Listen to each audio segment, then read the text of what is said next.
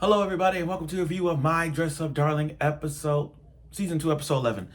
You know, this is the reason why I love this show. This is the reason why. Because this show has so much high praise to why this show is, with arguably, top 3 greatest rom-com that ever lived. If you were to ask me my top 3, it would be Rent a Girlfriend, obviously, Nisekoi, and then there's My Dress Up Darling. You see, My Dress Up Darling is so good to a point where it's not just about the rom-com relationship that Gojo and Kitagawa has. It's not about that. But it shows you just how the pros and cons and the life of a cosplayer. Look at 2.5 Dimensional Seduction, same thing. So I'm looking at this episode, and it's very wholesome.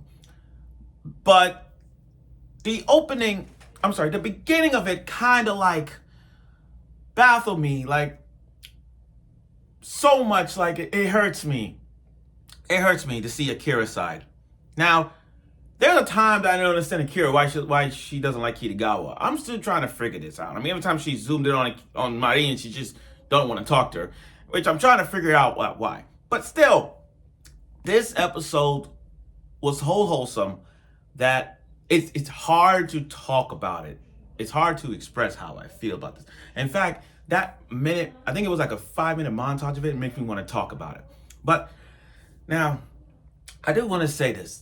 I did see the Demon Slayer movie last night, and I freaking love it. Honestly, I'll say a 9 out of 10. Not a 10 out of 10, but it's a 9. And trust me when I say this, guys. I'm not going to spoil anything, but trust me when I say this, y'all ain't ready. But anyway, now that that's settled, let's get right through the review of My Dress Up Darling episode 11, season 2, episode 11. Okay, so Akira's backstory. You know, she's famous when it comes to making props. She's famous with it. The only thing I have with her is just that I feel sad. I feel super sad. It shows Akira's backstory as to what kind of parents, grandparents, friends, cousins, doesn't matter. To come in and literally your parents take all your manga, all your anime, everything you love to the trash. It is so sad to see that. It is so freaking sad to see that I have the thumbnail of Kitagawa crying, because I'm going to use that as a thumbnail. She comes home, her backstory is so sad to a point where I'm like, I understand where you look. It didn't happen to me, but seeing her mom through all that shit out, her mangas, her anime, her love for everything she yearned for, and then toss it in and then put it in the trash. Wanted her to have a simple, normal life and not ending up. And look, and I'm sorry, it just hurts me just seeing that. And then look, the whole banning anime shit. Stop that. Stop it. You got rid of everyone in Texas. What's next? You're gonna do it in New York? First of all, anime and manga, any other source, is what keeps us living in our hearts.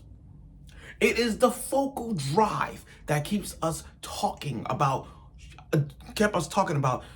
shows, doing hot takes, doing this. Anime is what brings us together.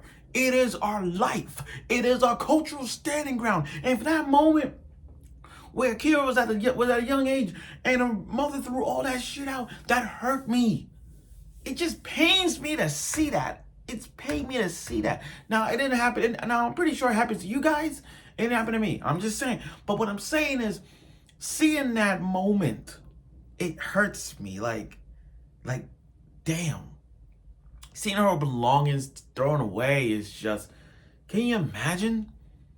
Can you imagine if your parents did that to you? Can you imagine if they threw all your things that you yearn for, mind, body, spirit, soul, and they threw it away, and they want you to have a normal life? That is messed up. That is messed up. And I know I never got to talk about more, but that opening scene was really talked about.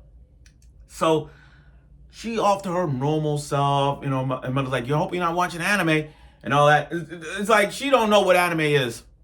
She don't know what anime is. If we had her sit down and watch a classic Sailor Moon, we could have, One Piece or Naruto, we would have had a different conversation. But no, she wants to have a normal life and all that stuff. So one day, as years went on, she built little gotchas, and that's how she ended with those two friends. And those two got her to like an anime. It's like they got her back to loving cosplay and loving anime. It just got her back. And I give props for those two friends at first. I give her props. We got that story right there was this moment. Now, Juju. Okay, let's talk about Juju for a bit. I understand she's a famous cosplayer. The only problem is she can't dress up because she's flat. It's crazy how this episode was kind of wholesome, because it just shows you just how important that you gotta cosplay that specific. You gotta have that body structure to cosplay as that person. Let me tell you something, guys. Let me tell you something. I have friends and frenemies who cosplay as those characters, and I don't care what their gender is or how they look. If they're gonna cosplay as that person, I don't care. Like yesterday, I went to the Demon Slayer movie with my friends, and one of my friends wore a Inosuke outfit.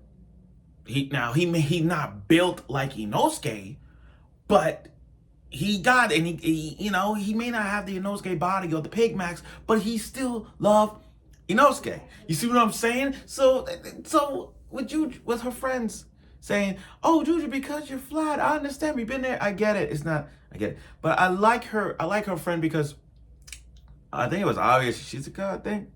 I'm trying to remember the names. But it was one of the friends. She's like, "You know what? I've been there because I wanted to cosplay as this boy, but he was tall and I was short, But again, age doesn't matter. If you like that person, you could cosplay as that person, that's fine. If you cosplay as a 50-year-old man, come on, you don't have to look like a 50-year-old man. You can still do it. You can still perform. And adults can cosplay too. And I like that. Because adults can cosplay as well. Adults can cosplay. These people cosplay in their 40s, 50s, 60s. You've seen a lot of adults and elderly cosplay their favorite characters, regardless. I bet you if you go to New York Comic Con, which I'm going next month, I bet when you go to Anime Expo, I bet when you went to Anime NYC, which I was there, and I bet whatever anime convention you went to, you have seen an old man, old woman, or even a dog cosplay as a character. Like, come on. Even babies cosplay as I remember I went to Anime NYC. There was a couple. This guy was dressed up as a Ryu, and the baby was a little Akuma. You see what I'm saying? It doesn't freaking matter. But I do like the confidence that she gave to Juju. Like, give her little things to make her bosoms a little big and all that stuff. Because again, Juju's cosplaying the character who's not busted, but and because Juju is flat chested and all, she just makes it better. But still, I like it. It was very wholesome to watch. I mean, seeing that confidence in a person to bring out the cosplayness and effort. So we got to see Juju cosplaying, and everybody loved it, especially her sister. And not only that, Kitagawa was crying as well. And it's funny because I'm gonna use that as a thumbnail because that's how I felt in this episode, when Kitagawa was crying about how lovely the outfit is. But I'm gonna use that as a thumbnail, as an opening for this, because again, the emotions was so impactful in the beginning with Akira. But Akira and Gojo, they did some props. They spent most of the time making props for their work, and it was really nice to see that. Having said all of that, again, Juju in her cosplay outfit was spot on. Everyone's getting ready to do their group thing. I think the last episode is gonna be a group cosplay thing going on, and that's that. As for Akira's sake, Akira keeps staring at Kitagawa so hard. Like there was at the end when they had the photo, she's staring at Kitagawa, and that's like, oh my god. I don't know. The thing is, I don't know what's her deal with Kitagawa like that. I think it's because the personality or whatnot. I don't know. It's like she don't want. It's like Kitagawa does have dislike. I don't think Kitagawa have a dislike rage. I really don't think about it. I mean, that's how it was last week when she didn't get any chance to smash. I mean, honestly, she could have smashed, but she don't. But she could have think about that other way. But other than that, I feel like Akira got some things going on with Kitagawa, so we're gonna understand what that is. But once we get to the last episode, we'll see. But overall, though, this episode was very wholesome. I mean, it just goes to show you that cosplaying is really tough. And for someone who tried to get in cosplay, I tried. At least I tried. But at least people who understand it takes time and patience. You don't have to have that certain body structure to cosplay as that character. You could dress up however you want. And again, for someone and for anybody who and I've left this on the message. If I don't care if it's your parents, your grandparents, of your friends, I don't care. If you see someone burning or trying to get rid of your mangas or your animes that you love for your entire life, those things that got you into what you are, don't let nobody throw them out. Don't let nobody throw it. It's who you are. And if you like collecting mangas, and if you like collecting figures and androids, all those kind of things, don't let nobody throw you out. And again, Akira has grown a lot since that incident. Now that with her two close friends, I think when you have friends like them who get you going and get you into cosplay and all that stuff, get you that love for anime and cosplaying. Then that's the friends you have for life. So thank you for watching my review of the show. I look forward for next week's episode of it, the last episode, and let's see where this goes. So stay tuned.